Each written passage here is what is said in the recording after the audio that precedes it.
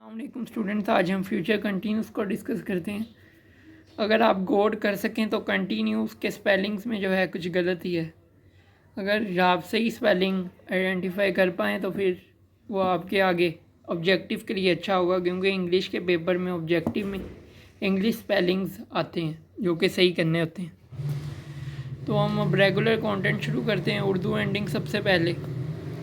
तो इसमें उर्दू एंडिंग क्या होगी कि रहा होगा, रही होगी, रहे होंगे वगैरह। मतलब वो स्कूल जा रहा होगा, हम क्रिकेट खेल रहे होंगे, वो किताब पढ़ रही होगी, ये चीज़ आएगी। आगे सेंटेंस स्ट्रक्चर है। जब इंग्लिश में कन्वर्ट करेंगे तो क्या लिखेंगे? Subject plus helping verb will shell, future indefinite की तरह। फिर बी आएगा क्योंकि विल शैल के बाद फर्स्ट फॉर्म वर्ब आती है। और उसके बाद जो है वर्ब प्लस आईएनजी और ऑब्जेक्ट, क्योंकि कंटिन्यूस है तो इसमें वर्ब के साथ आईएनजी आएगी। आगे प्रोनाउन और वर्ब स्पेसिफिसिटी है। तो ये same as that of the prior tense, मतलब फ्यूचर इंडेफिनिट की तरह ही होगा ये भी। जैसे फ्यूचर इंडेफिनिट में शेल जो है वो फर्स्ट पर्सन प्रोनाउन के लिए आया था, और जो है विल जो है वो सेकंड और थर्ड पर्सन प्रोनाउंस के लिए आया था। तो इसी तरह इसमें भी इस्तेमाल होगा और बाकी टेंसेस में भी इसी तरह इस्तेमाल होगा। तो ये subject plus helping verb, verb, object और प्रपोजिशन का ध्यान रखना है, जो कि हमने कलर डिफ्रेंशिएशन किया है। अब हम एग्जांपल्स की तरफ आते हैं। तो एग्जांपल्स में वो स्कूल जा रहा होगा, he will be going to school. वो क्रिकेट खेल रही होगी, हम क्रिकेट खेल रहे होंगे, सॉरी।